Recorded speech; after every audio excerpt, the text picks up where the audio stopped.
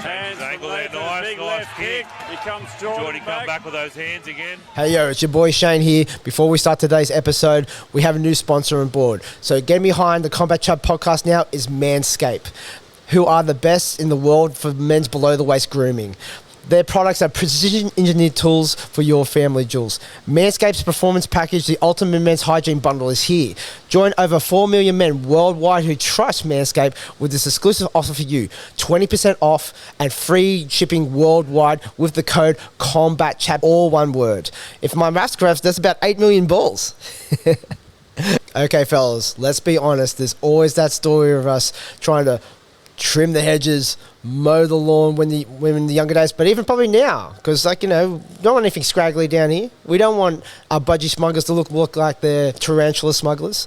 Okay, we've got to keep it fresh. Okay, and this is where the lawnmower 4.0 comes in place, and I've used it myself. And it's great. I got nothing but good things to say about it, actually.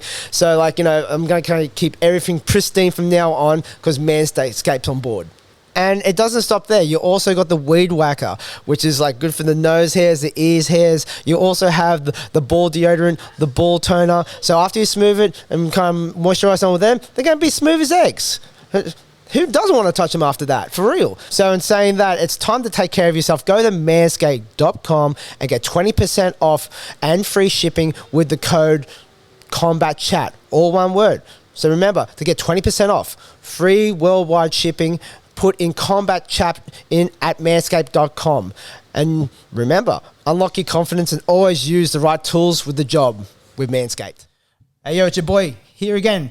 No Hugh today. He's in Nationals at the moment, just living it up, doing a bit of cornering duties from there. I unfortunately drew the short straw, so I've got to stay here and look after the gym. But good luck to my boys Zach and Levi, fighting today and tomorrow, I think. They're in good hands with Rowan, Karina, and Kai up there doing the thing. But look, I have a special guest. I got a co-host in studio today. So he's a fighter out of PTJ Muaythai gym. He is now a WBC Australian champ. It's Ibrahim Abou Saleh. Yeah, I got it right. Yeah. I was kind of get my tongue twisted a little bit on those ones.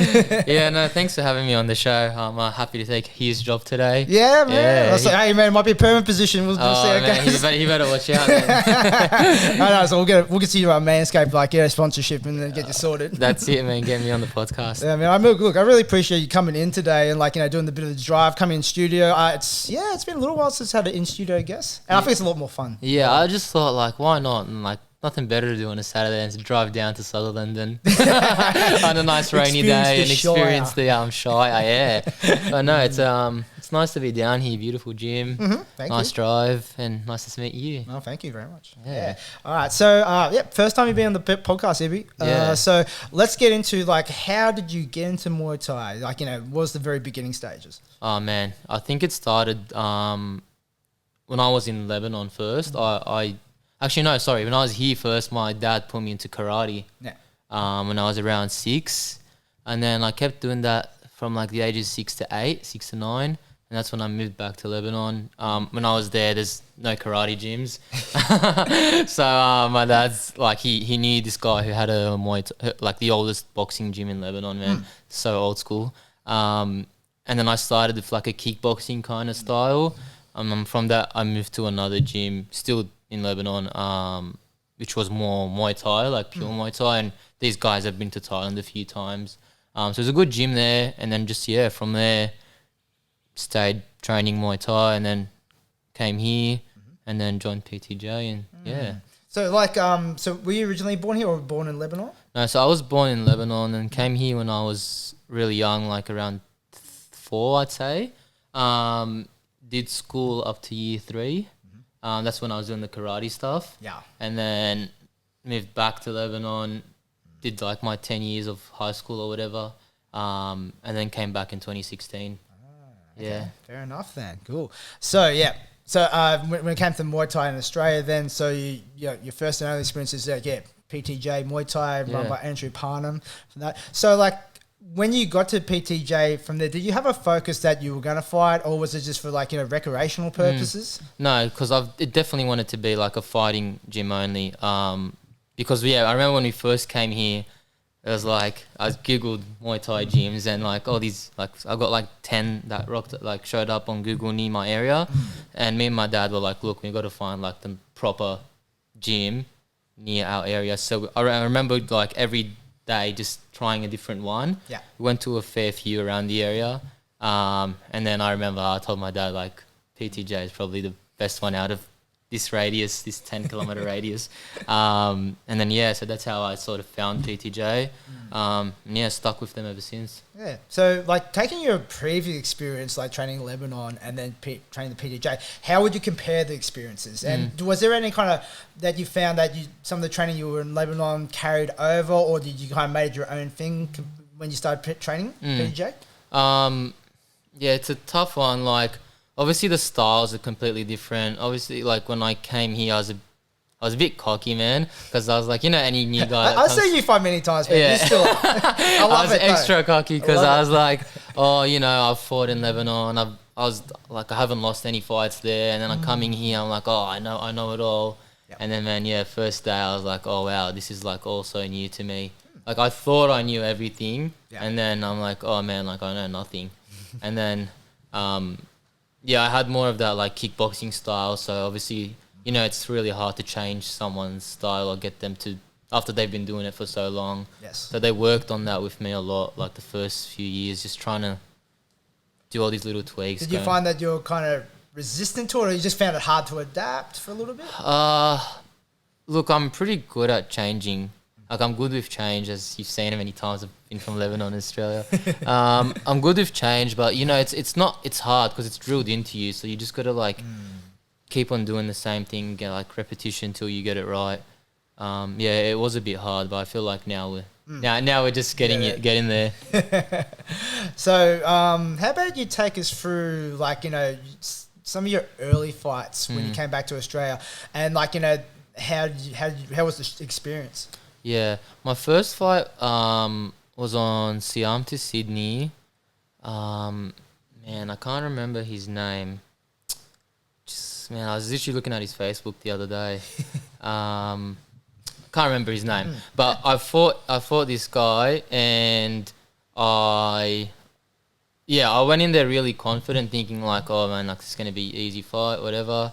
And then like I lost, and it was my first like kind of loss. And it was the first one in Sydney as well in Australia. And I was like, oh man, it was like a big wake up call. Yeah. And then, man, I went into shock. Like honestly, I stopped training. Like, I told my dad like, that's it. I don't want to do it. I took like a six month break kind of thing.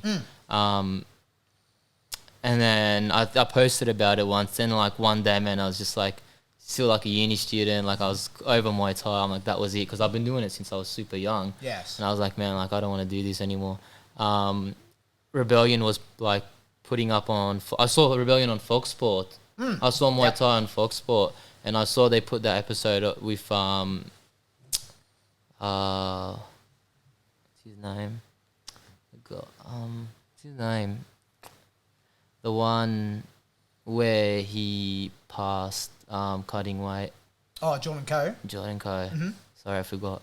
So I watched the fight of him fighting, and man, I'm like, oh wow, like Muay Thai is on TV here. Like I never knew that. I think I was lucky because I don't think they put it since. Like Muay Thai, I don't see much Muay Thai on TV anymore. I think Rebellion still has a little bit of stuff to do, and maybe Warriors Way have that. Yeah, I see Warriors Way. Yeah. Fuck man, who's got cable nowadays? I know, man, but like everyone's got KO. Like I feel like that's what got me back into it. Yeah. Like just a uni student, like quit Muay Thai. I saw it on the TV. I'm like, oh wow, that could be me. Yeah, like if these guys can, like are on TV doing Muay Thai, like I could be there one day. Yeah. And then that's what sort of encouraged me to get back to training. Like the next day, I'm like, all right, I'm joining again, and then I haven't stopped since. Nice. There's those early fights were just all like amateur, on Siam to Sydney. Nationals, which is on now. I didn't do any dev days, just that sort of stuff around Sydney. Yeah, you got a very wide array of experience. Like how many fights you got? So this was total? This was my 30th in total, everything. Muay Thai and kickboxing and everything. So Yeah, so and it's like you've had like in terms of like the shows you've been on, pretty good shows like Simon Sydney, Roots, Rebellion, and like went to Worlds. Did you? Yeah, represented Australia in the IFMA World Games. That was good fun as well. Yeah, I mean, at the end of the day, it's all about like the shows that you get on and the experience. Yeah, I've been on a fair few, like you mentioned, Siam to Sydney, Roots, Rebellion, Eruption in Queensland. War on the Shore. War on the Shore, that was the recent one where they took the break and then they did the first show. That was a really nice, really nice show, different vibe. It's cool because each show has its different vibe and you get to like, you think it's just a fight, but like when you experience the whole thing, like, oh, this show's got this vibe and that show's got that vibe, yeah. And it kind of varies state to state as well. Yeah, definitely varies state to state. Oh, there's Queensland Let's shows. not get started. They're wild. But hey, it's all like you got to take the experience because sometimes, like there's so much shit out of your control. They just go, shit, I just got to just ride this and do my job. Exactly, yeah. You can't control it all, man. Ford in Thailand, like, yeah, that's different as well. Like, you just can't control that stuff. You just got to go for it, yeah. How did, before we get, like, further in there, like, how was, like, a World's experience? The world. Yeah. World. Yeah, look, it's very different. At the time, we had, like, a big team. I think I remember, like, 12 or 15 fighters. But, I mean, I thought it was big until you see, like, the USA, they have, like, 50 fighters. They had, like, 3 coaches. They had a doctor. Like Russia and that. Oh man, Russia, huge teams. Turkey, all those like Eastern European countries get huge teams. But no, it was really good. Like same day weigh in. You got to wake up every day, weigh in, like an amateur style, IFMA rules. And then just like 60, 70 fights every day. Yeah. Like from morning all the way till like sunset. Even at night, they're still going. They have like these certain amount of fights they got to get through, and they just do it. Yeah, like long days, man. Yeah. But good experience. At the time I was fighting like an under 23. Funny story. And when I told Andy on a fight for Worlds, he's like, oh, like it's all, like there's not any places like for the over A class. Yeah. I'm like, what do you mean? Like I can fight in the under 23s, and he didn't even know my age at the time. It's like, oh, what? Okay. Oh, okay. Yeah, so it was a bit weird. Like, you got to wear, like, the chest guard and all this other stuff. And I didn't like that part about it. Fair. But other than that, it's good experience. Like, just meeting other people, seeing other fighters. Yeah, I recommend it. Yeah, for sure. Like, I guess it's pretty inspiring as well because, like, you'll see, like, yourself, but then you'll see, like, people like God Witcher and Capitan and then like Andrew Kubelev, like, these absolute high class superstars, just getting there, go, fuck it, just have a bang, and just, it's like just keep sharp, represent the country. Absolutely, it's crazy, like to see those fighters there. Like when I went, none of them were there, but I remember the year after they sort of like, oh yeah, they've announced all these like top A class level fighters. I'm like, oh man, that's a bit scary. Like, I don't want to be in the ring of those. I know. Like, oh shit. Yeah. It's like, I'll put the chest guard back on me again. Yeah. Let's go down to the amateur levels.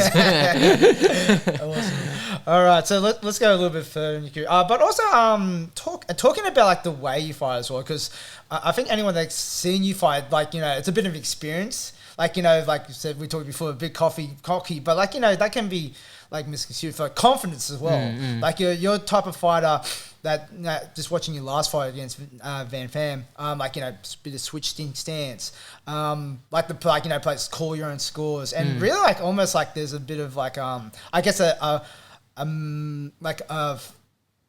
kind of demoralizing your opponent a little bit as well. Yeah. So I was like, how would you describe your mentality towards like how you fight in the ring? Yeah, absolutely. For me, at the end of the day, it's all about winning, right?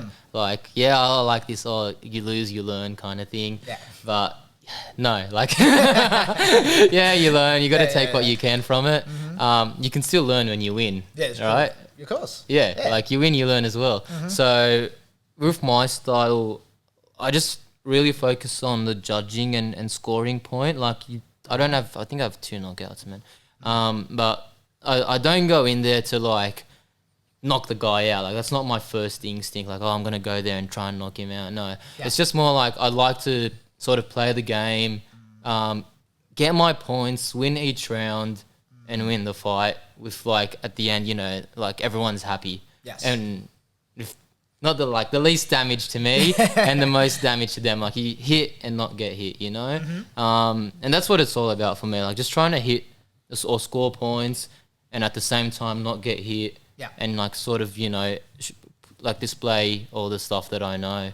And that's I feel like that's how I would describe my style, like just trying to be myself in the ring. I've always wanted to show, because another thing, like from a young age, I was always the smallest guy in the gym, like since forever. I was always like, the little guy or the weak or like the tiniest. So I've always been put with these heavy guys at the gym, even to now. Like I'm always with the taller guys, the stronger guys, and you can't use your power because you're always going to lose.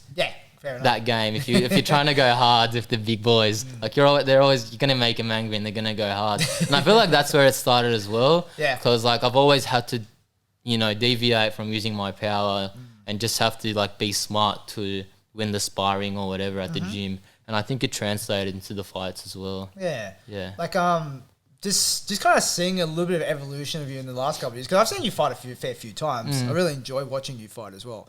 It's like, you know, you always have this kind of style where like, you know, like always have the last say. So like, you know, like catch the kick and there's always a huge sweep to it. Like, you know, in the clinch, score, block them out, sweep them. Also in just punching exchange, or like, you know, if it gets a little bit scrappy there, you always seem to be the last one to make the impression that, you know, I came out better on top there. So is that like something that was coached into you, or you just kind of like, you know, also just kind of put on yourself a little bit that I need to make this about me? Yes, it's more of like I said before, from like a judging point of view. Like while I'm in the ring, I'm sort of thinking, what can I do so that the judges can give me this round? And like we were taught, like, you know, you got to be, if there's an exchange, you got to be like the last in that exchange to sort of win that exchange. So like, that's what's always on my mind while I'm in the fight. Like, all right, if we're clinching, you know, you can't always be the last knee, like you can sweep. Or if you're kicking 1-on-1, like be the last. Or if you're punching, like just always, you know, think about winning that exchange. And then if you win all the exchanges or as much as you can, then you win the round. It's just a numbers game. Yeah, exactly. For me, it's just a numbers game. Like I said, I don't go in there to try and knock him out straight away. Or like it's never been it's just more like just win round by round and then you'll win the fight. Win exchange by exchange. Yeah, I kind of noticed that, like when you fight, like, you know, you'll score, but not let the other person have the opportunity to like, to get that back. Yeah, exactly. Yeah, it's just about, just winning the exchanges, get the points up, and then you've won the fight. Okay, cool. Yeah. Excellent. So, like, coming up in your career, because, like, the weight class you're in, or, like, you know, or, like, the weight that you're kind of, like, 58, 59, 57 from there, like, you know, especially in the past few years, like, it hasn't been, like, a lot of people. It hasn't been very, very voluminous from there. So you had to kind of make time, like, you know, fighting people like, you know, like a legend like Gen. Fighting people like Duck as well. Like, what was your mind frame going into, like, I guess pretty early in the career, fighting people like this and like legends as well? Yeah, it's it was very tough in the beginning because I think the first Thai that I fought was Q Kasit from Melbourne. And then when Andy told me like, oh, we've matched you up with Q, and I'm like, oh, like I haven't heard of him. Like, and he's like, search him on YouTube. I'm like, oh, I saw him fight River or something, and he had like 170 fights or something. And a fairly big guy for that division as well, like frame wise. Yes. And I was like, oh man, like I don't know, like do you think we're at that point yet? He's like, yeah, man, like I believe in you. Cool. And I was like, yeah. I was like, oh man, I don't. So yeah, at first it was really hard, that first one. It's just more like, you need someone to, you know, tell you that like you can do it and stuff. Like your coach knows what you're capable of sometimes more than you know. Yeah, it would be good if the coach goes, well, we'll see how. Let's see what. Let's see what happens. Let's just throw you in the deep end and see what happens. Yeah. I feel like I needed. Andy knew or like what level I was. For him to match me with Q and other ties with that amount of fights. I feel like, even at the time, like I had early 20s, I think 22 fights, and he had, and from those 22, I think 6 of those were professional, or 5 or 6, and he had that many fights. I just feel like you don't need to focus on the numbers a lot. I mean, there are important But when it comes to like fighting in the ring, it's just their experience, you know. It's just what you do in there. So I don't mind. Like I didn't at first. It was scary, but after that, I'm like, oh, like it's just another person, you know. They all. It's just their style. It's just whatever it is. You're not fighting 176 fights. You're just fighting one guy, you know. Yeah. And I guess like on the level that you or like the way that you fight in particular, from there, like, you know, having that like that, it's like a very like famous kind of style.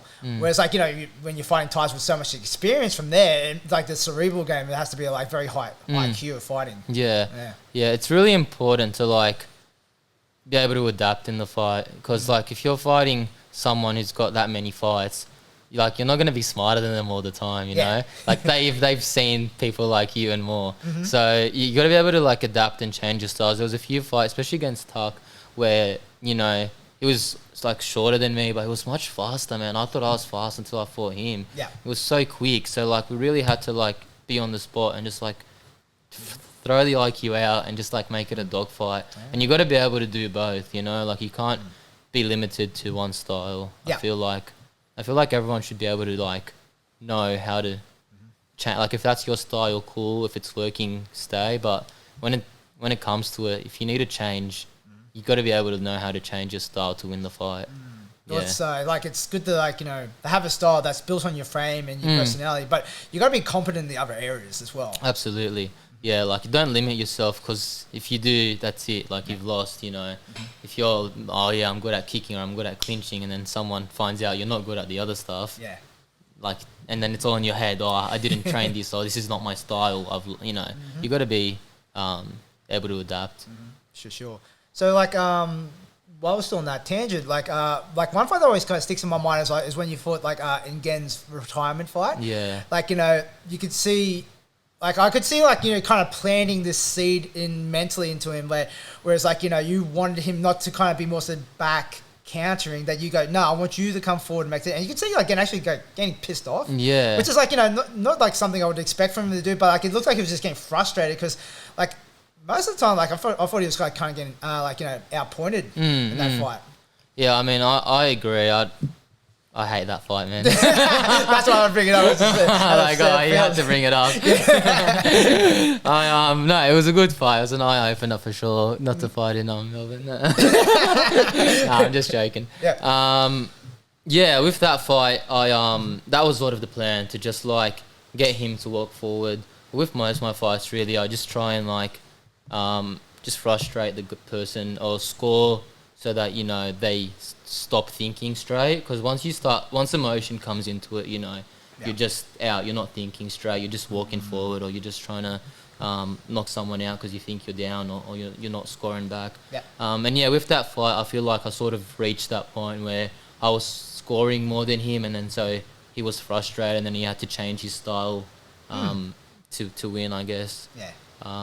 But yeah, that's sort of like the way I go about it with most fights anyway. Just try and keep on scoring as much as I can. Yeah, fair. Are you the type of guy that film studies opponents at all? I do, but I don't watch to the point where it's like that's it. If you go over one fight and then you just keep on watching it every day. I'm sort of like, because depends who you're watching, right? So if you're fighting someone who...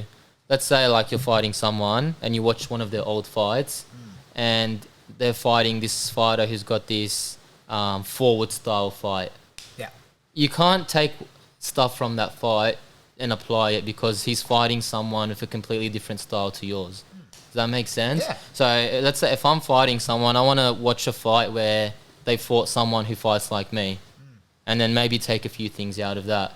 But like that's it. Just watch it once or twice, maybe with your coach, and just get little things out of it. But I wouldn't like, you know, put it on repeat every day wherever I go, just watching the fight. I just watch it maybe once or twice. You got to choose the right ones if there is. If not, then not everyone's got their stuff on YouTube as well. Like this is fair. Especially if you're fighting like a lot of the Thais like that I fought, like don't know how their name's spelled in Thai or whatever. I'm like, I don't know, a few different aliases. yeah, exactly. I'm like, oh, it's not even worth looking for. That's fair. The reason I say that is because, like, I noticed, like, you know, because your recent fight, you won the WBC Australian title against Van Pham, and you guys actually fought before on Roots. So I was kind of watching the two fights, and like very kind of stark difference in terms of, like, you know, the performance you had there and then. Obviously, you would have evolved since that first fight from there. But like, did you ever look back at that fight a little bit and go, oh, look, I think this is where I can do better, and this is where he goes. I watched the first fight again, and I watched it once and only once, and I was like, this is the dumbest thing I've seen. I was like, we are both completely new fighters. Yeah. Watching that, like, if you watch the two fights, you're like, they could be four different people. Yeah. It's just like, I watched it once and I was like, I'm not watching this fight again. Because I'm like, I fight completely different to what I did 3 or 4 years ago. He definitely fights different to what he fought 3 or 4 years ago. It's not even worth watching again. Yeah, fair enough. That was a funny one. Yeah, well, like, I guess exactly like you said, like, it just might as well be a new fight. Yeah. Like, worrying about, I guess, the first fight beforehand. Yeah, exactly. Yeah, because like this fight, like like, let's talk about that fight a little bit from there. So like that was a WBC Australian title that was on Hardcore Promotions. Look, really in that fight, for me, I don't really think you gave Van much of a look in that fight. I think he controlled it really nicely. Yeah. Because like I guess Van's kind of built this reputation as being a kicker, like heavy on the kicks. It's like you caught a lot of them, but had some huge dumps off of that as well. And I think in the last couple of rounds, I think Van knew was behind, and I think he was just constantly trying to press into the clinch, but you were running onto the elbows and cut him up pretty bad. Yeah. Also. Like, how did the fight feel to you from beginning to end? Yeah. So the plan with that fight from the beginning was to sort of, like I just said before, just like stay up every round. Like, if you keep winning the rounds, you're gonna win the fight. And so from the beginning, the plan was to just like win every round. I don't like those 10-10 rounds that they automatically give straight away, because most of these 5-rounders, they'll just automatically give like a 10-10 for the first rounds 1 and 2 even. So I was like, no, like I really need to win every round. So yeah, with the first round, we were just kind of playing the game on the outside, the kicking game. Yep. I knew he was a kicker. I knew he was going to kick a lot. And so we trained on like those exchanges and those big sweeps, especially in the first round. And then after that, I was like sort of happy like to stay on the outside, because I knew like, oh, we're good on the outside. Yeah. But then he mixed it up, like you said, sort of towards the third round. They just changed the style. They knew they weren't going too well with the kicking game. He started going forward into the clinch. I don't mind clinching. Like if you see the fights, I don't get away from the clinch. Yeah. I'll happily clinch. He was quite strong in the clinch, but in a good way, like calmly strong. He's not like just trying to. Just got a good squeeze on him. Yeah, good squeeze and just kneeing, like 1 for 1, knee for knee kind of thing. But I was happy to stay in the clinch because I was just blocking the knees mainly in there and just trying to control the clinch. Yes. And then like at the end of the clinch, I'd kick, like step back and kick sort of to finish it off with, or with an elbow at the end. So that was sort of what was happening in the third round. Then in the fourth round, big low blow. Yeah. Oh, man. Did you ever think you might go, fuck, this might be it? I don't think... Man, no, I was never going to stop the fight. Yeah. Oh, man, the worst pain I've ever experienced in my life. I was just standing there and I could feel stuff I've never felt before. I was like, oh, man, when is this going to stop? It's just like... It kept coming in waves, because you could see me stand up and I'd go back down and stand back, and like, oh man, like this is taking a while. Yeah. But then I was like, oh, like let's just get into it. And so yeah, he kept walking forward, and then once, like if I'm fighting someone who's walking forward, I'm happy with that, man. So yeah, we'd like lock up, set the elbow up each time, and then just clinch after, and then yeah, from there, he got cut. His forehead. I think the doctor stopped it the first time, and then he's like, oh, it's all good, continue. And I think then they stopped it again a second time. I don't think the cut was like bad. It was big, but I feel like the reason why they stopped it was interfering with his vision. Yeah, it was bleeding a bit. It was bleeding a lot. It could have went more. It but- could have, yeah, but like I feel like the other rounds, he just kept walking forward. It was gonna bleed more. Yeah, there's this going there with his head down. Yeah, if you rewatch it, the commentators Mark and Nicholas, they're like, why is he scared walking forward? Because it's just gonna bleed more, you know. So yeah, that's what happened there. Okay, it's fair enough then. Yeah, and then got the win. Yeah, it was. It was a very good win. Yeah. Now you're the champ. The champ. Just going into like more on the training side of things now. Can you give us a little bit of insight what it's like training in the PTJ gym, like coming up to a fight? Is it like it's like what's the usual like routine for you? Yeah, I mean most of our fight camps are either like 4 to 6 weeks, depending on how much notice we have. Man, training's hard, like running every day, Muay Thai training, and then we've also got our strength and conditioning training. We've added recently, we have like a little partnership with Athletes Authority in our Thailand. And then like also the sprinting and dieting and all that sort of stuff. No, training's good. Like we put in a plan for the next 4 to 6 weeks. Everything's sort of like structured, which I like. We know what we're doing each week. We know like we've got easy days and hard days, technique days, drill days, sparring days, whatever. Andy sort of sorts all that stuff out with Chok and Noom. And then, that's it really. Just stick to the plan. It's just like people that might not know the PTJ gym from there. It's got a real stellar stable of fighters and pretty active fighters stuff. So you got yourself, you got Dan, you got Yolanda, and then you got other like Chok, Noom just recently came from Linden. Like there's so many guys. From there. Does it get pretty competitive in there? In the sparring classes, it can, especially when we get into fight camp. And Andy's just not having a bar of it, man. He's just like shouting at everyone, screaming at everyone, and like obviously from a good place. But he's just keeping everyone honest. Like there's times where everyone's tired, but you just got to push through. You just need that little bit of extra motivation or sparring partners. Like me and Darren stick together a lot. Everyone's sort of got their little their sparring partner that they stick with, hold pads with. It's good. We've got a good mix, a little bit of everything, really. That's a really good thing. Yeah, nice. So, what do you usually do? I think you said just recently with the Athletes Authority. From there, talk us through that experience, how you feel it's changed yourself, how it's like added to your game. It's been a game changer, man. It's really, I feel like, put me on the next level since I've started with these guys. Because if you watch like my earlier fights, I'm scoring points, but there's no power behind the kicks. There's no power behind the punch. No damage whatsoever. It's just scoring. And then since I started with them, it's just been like a complete game changer. Like you think, strength and conditioning, you just lift some weights and then that's it. No, there's like the time and science that goes behind each program. Like there's a few of us there now, like Darren's there, B, Beck, Adam Chopbot, and a few other guys now. Like everything's so science evidence based. They plan your whole fight camp. Each session's got something different building up, leading towards your fight.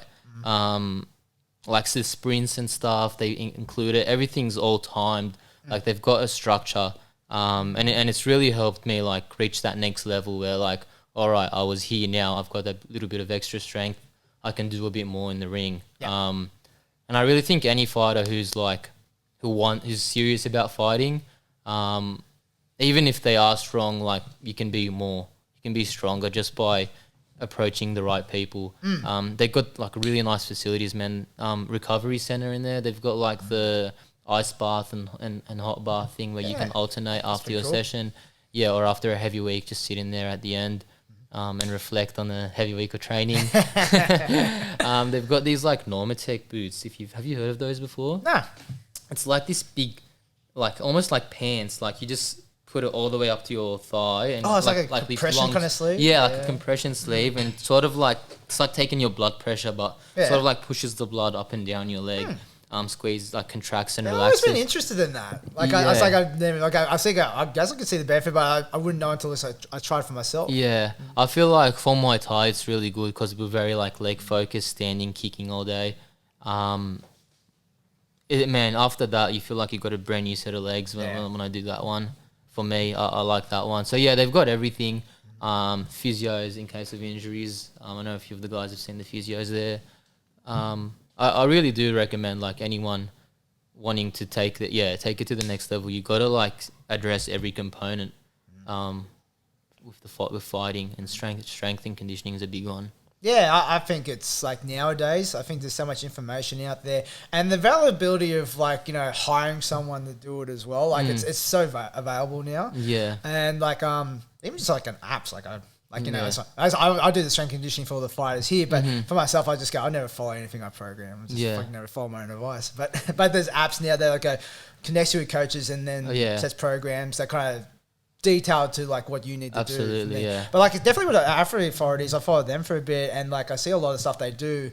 And from my background, I go, yeah, this is great stuff. And it's like people that do it like them. I think Ethos is another place as well. They're doing great stuff on the combat sports strength conditioning side of things. Yeah, there definitely was a lack of that stuff. Like not even 3 years ago, man. There was you didn't hear like Muay Thai fighters doing strength and conditioning, just the bicep curls at the gym or something. That's it, you run and do bicep. That's it, you just do bicep curl over head press, that's all you need to do, some dips. So no, these guys have really like taken a different approach and just like make sure it's personalized to you. You can't just do any exercise, like even reps and sets changes week to week, all that little stuff they take into consideration. My coach is Nathan, he's now moved down to Melbourne, so they're opening up a second branch in Melbourne, which is pretty cool.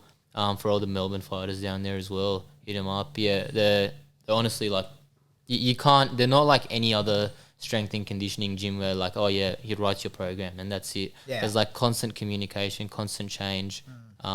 They know how to like what it is to fight, like work with fighters and stuff. Yeah, they've got some jiu-jitsu fighters and other MMA fighters there. But they deal with a range of athletes, and not just combat sports, even like any sport you can really think of. They've worked with them. Yeah. Cool. No, that sounds really good. So, like for yourself, you know, you just finished uni, and it is in the exercise space as well. So, what degree did you finish? I just recently finished my master's in exercise physiology. So I did like a bachelor's in exercise and sports science first, and then I did a master's year and a half exercise physiology. So yeah, I just work more not in the athletes field, but what most people might think. I work more in like the disability sector. Oh, yeah, that's pretty cool. Yeah, in a private clinic. It still keeps me like within that, you know, domain where you're just like in the gym the whole day. But it's sort of different population to athletes. You can't do what you do with athletes, what you do if you're a grand pal. Are you sure? Yeah, I'll get them to do box jumps and everything. Oh yeah, I get them all to do boxing, that's for sure. Oh, yeah. Yeah, they're all just finished their training of boxing. Oh, that's cool. Yeah, but no, it's a pretty cool, rewarding job. And it definitely does help with my Muay Thai. Sort of the stuff that you learn at uni around training, programming, like different intensity levels on different days and weeks, and how you want to like make sure, you know, there's like enough recovery for everything. So all that stuff, it helps that I've studied it. Yeah.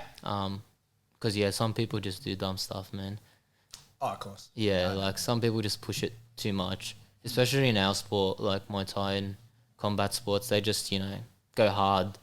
No recovery, always pushing themselves to the limit without taking any time for themselves. Yeah, I feel like recovery is something that Muay Thai and combat sports should work on a little bit more. Yeah, well, that's it. Like, I always kind of been on the notion that, like, for like if you're doing combat sports in general, if you're coaching from there, you should like spend time to kind of research on that kind of stuff, like the strength and conditioning stuff. You don't have to do it, but you have to understand, like, you know, just.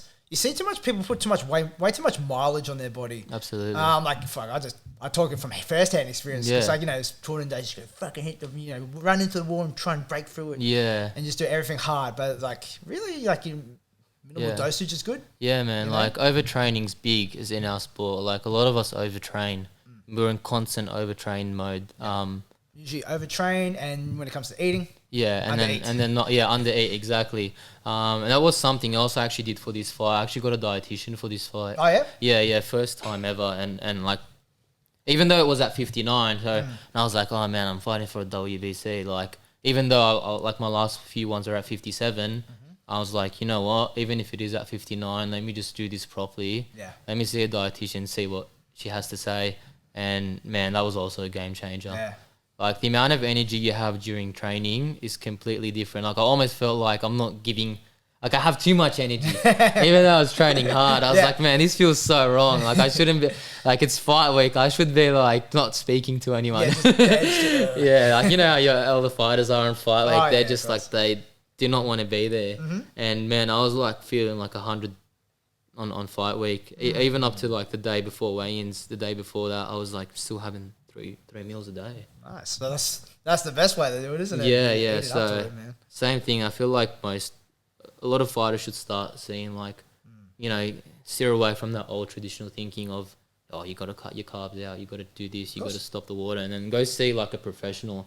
I had 30 fights before this one, and I thought I knew everything about weight cutting. Yeah. And then I was like, oh, I know nothing. Yeah. But it's good. Like, you know, you went out, like, you know, you went outside to kind of go, all right, look, I think I probably could do this better. Yeah. Do you find for yourself, like, what do you walk around usually? Oh man, like 67, I'd say 66, 67. Yeah.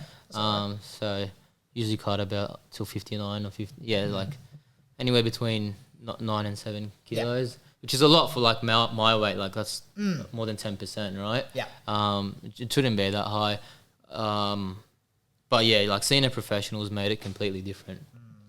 Yeah. Oh, nice, man. Cool. So like, let me see. I can't measure my notes. So before we go, we'll do a little bit of a hardcore recap from there. Yeah. Was there anything else that you wanted to touch on? No, that's really good. Like I feel like we touched on a lot of important subjects. Yeah, just one thing I'd say, like for any new fighters or anyone listening to this, like really invest in yourself. Yeah. Like don't just do them Look once. Into the camera and tell them like, just invest in yourself. Don't just do stupid dumb shit. Don't listen to the old fighters. That's all right. Yeah. No, really, like if you need help, just go. Like just think outside the box.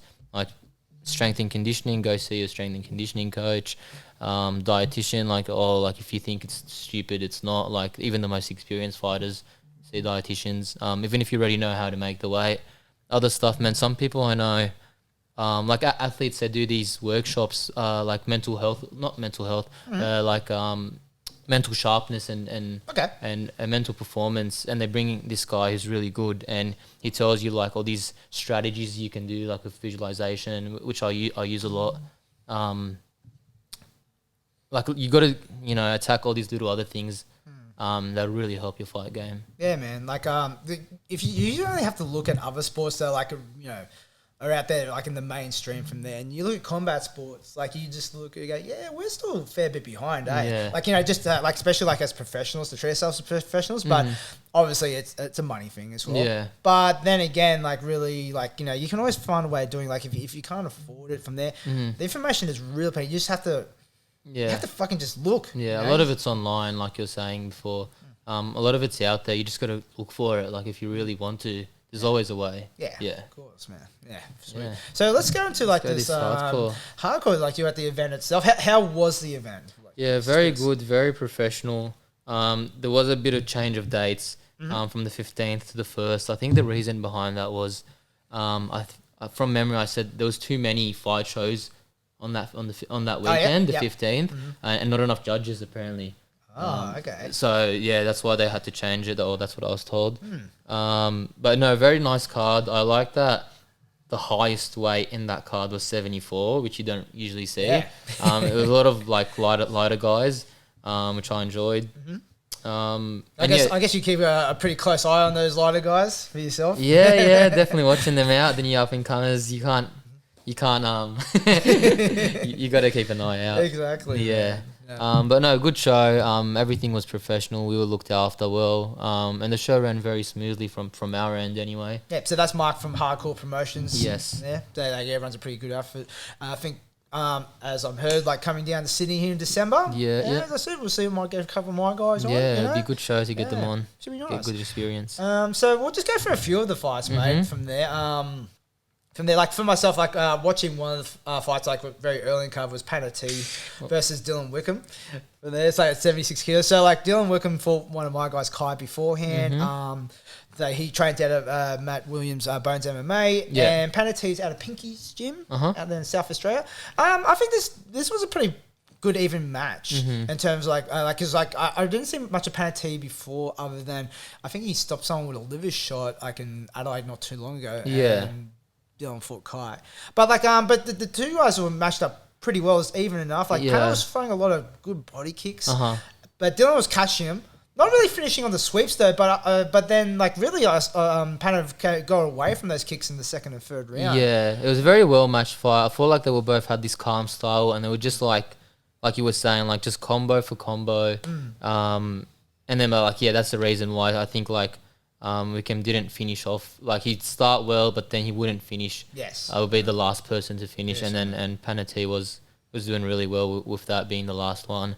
But no, it was a very evenly matched fight, and it was actually nice to watch. Yeah, you guys, they're really young in their pro career as well. No, I don't think they really had match amateurs either. I think Dylan really had no amateurs first. He just went straight into there. Panna's had a few running through from that one, but both guys were good. It went to a split decision to Panna. Yeah, very close fight. It was close fun. Yeah, I thought it could have gone either way. Could have gone either way. Yeah. Let's see from here. So.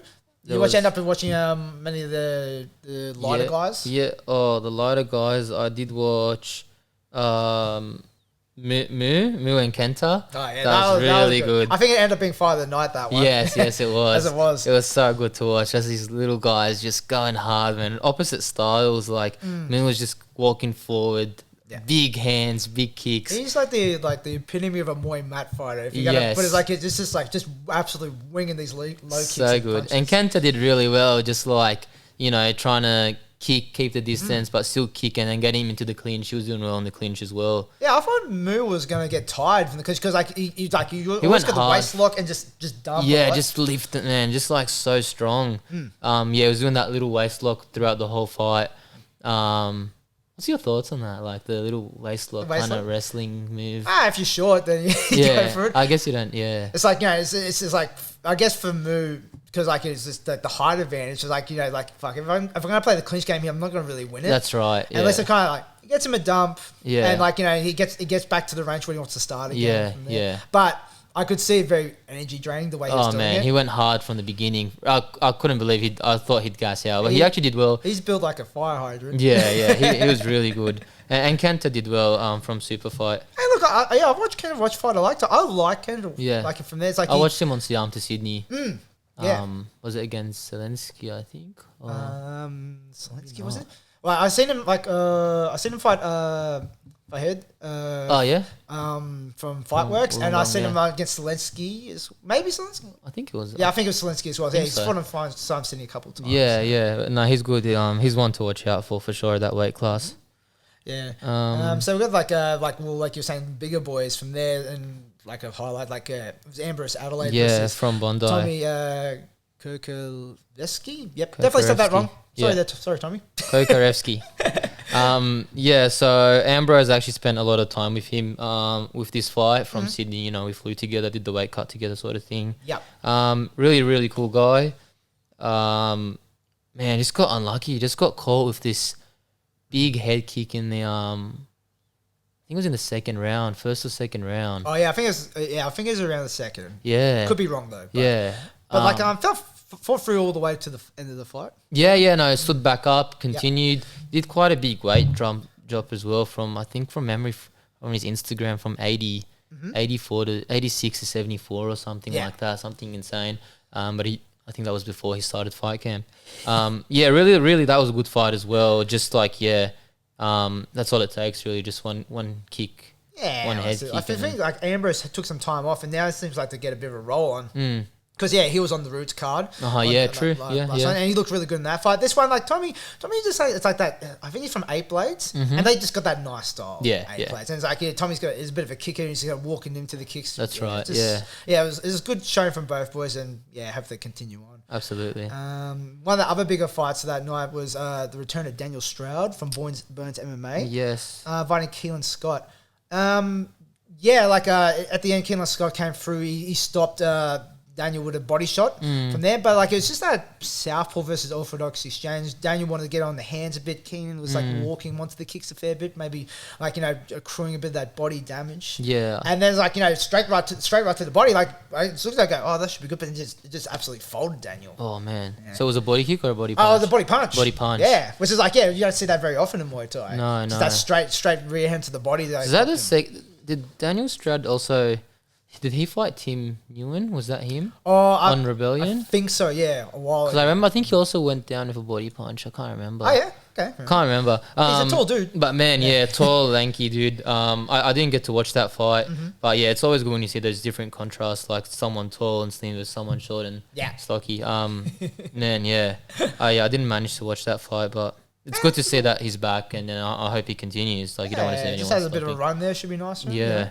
Just get his feet back underneath him again, you know? Yeah. Cool. So like we'll go a little bit up from there. So we'll go into like a one before the title fight started to happen. So I had James from Cabra Muay Thai, and like you see the name James, like, but he's like, James. he's the Thai. He's yeah. Because I was speaking, he goes, well, maybe he's Vietnamese something, but no, he goes, and then see the number of fights, he goes, oh no, he's a Thai. No, he's definitely Thai. I think he's a very new Thai trainer at that gym as well. Yes, I'm pretty sure he's pretty new at Cabra Muay Thai in Cabra Mad, obviously. And he's fighting like, Kahal Lee. Yeah, very experienced. Kahal, I'm really good friends with Kahal. That was a good fight to watch. The scorecards was very interesting. It was a split point, but it was 30-27, 30-27 to James, and then 29-28 to Kahal. So how can two judges see someone completely won it, and then the other judge saw that the other guy won it? Yeah. Yeah. I know, it's funny at times. Like the refereeing on the night, I know, it seemed pretty consistent a lot of it from there. Like there was a lot of stopping. It was a good fight. Like from what I remember, James was just doing that. He was on the ropes the whole fight, just that right kick, right punch, and just get into the clinch. And Kahal was like super high volume, just like non-stop, in out, just like combo after combo after combo. Seeing him fight, it's just like just non-stop. And it's like and very unorthodox in the angle he throws. Yeah, it was just relentless. He did not stop the whole fight. So it was kind of like, do you give the person with less volume but more effective, or the high volume, but a lot of the shots were like landing on his blocks and stuff. So I don't know. That was a tough one, but it was good. Definitely nice to watch. Yeah, it was a good fight, and it's a good addition to the same scene as well, having James there. So for yourself, even. Yeah, definitely good to see some new 59, 57 kilo guys around. All right, going into like so there was a WBC Victoria title fight from here at 63.5 kilos. So you had Ian Jones and Ben Higgins. So Ian Jones, I think from memory, is from Beast, and Ben Higgins from Eight Blades. I've heard a bit about Ben Higgins. I never actually seen him fight. Is he from Eight Blades or Dominance? Maybe check on that. Dominance. Dominance. Okay, from Dominance. Sorry. I heard a bit of him. Goes very flamboyant. Like as soon as like the walk-in happens, oh man, it has very like daddy cool type of vibes. Yeah, it's a very cool walkout. I'm all for it. Bit of a dance. Yeah, well, I mean, why not? Yeah, he did a bit of a dance in there. I think it was a very dominant fight from Ben. I think he did go to distance. Went the distance, but like I think he dropped him a couple of times. Yeah, I know he cut him a few times. Ben's style, like I like it. Like it's like nice. Just how he comes out. Like I expected something maybe a bit different. Yes, but like how it comes, it's very kind of like methodical. His timing's really good. Yeah, no, timing was good. I liked it was a bit more technical. I like to watch that sort of stuff more. And then just very dominant. I think Ewan Jones announced that he was retiring after that fight. Yeah. And Ben dropped a knee and proposed to his... Oh, yeah, that's right. Yeah, it was all happening, that fight. Yeah, that was a big one. It's like, man, it all happened. That fight had everything in it. From the second they walked in to when they walked out. Yeah, but I definitely want to see more Ben Higgins because after that, I go, watch his cable a bit more. But it seems like, it goes from 63 up to 67. So, man, if you can go those weight ranges from there, it's like he's got a lot of options. A lot of options to fight, yeah. Yeah. And then, he won the WBC state, so good on him for that's that. how you got that one. After that, there was Hugh, who I've fought before. Yep.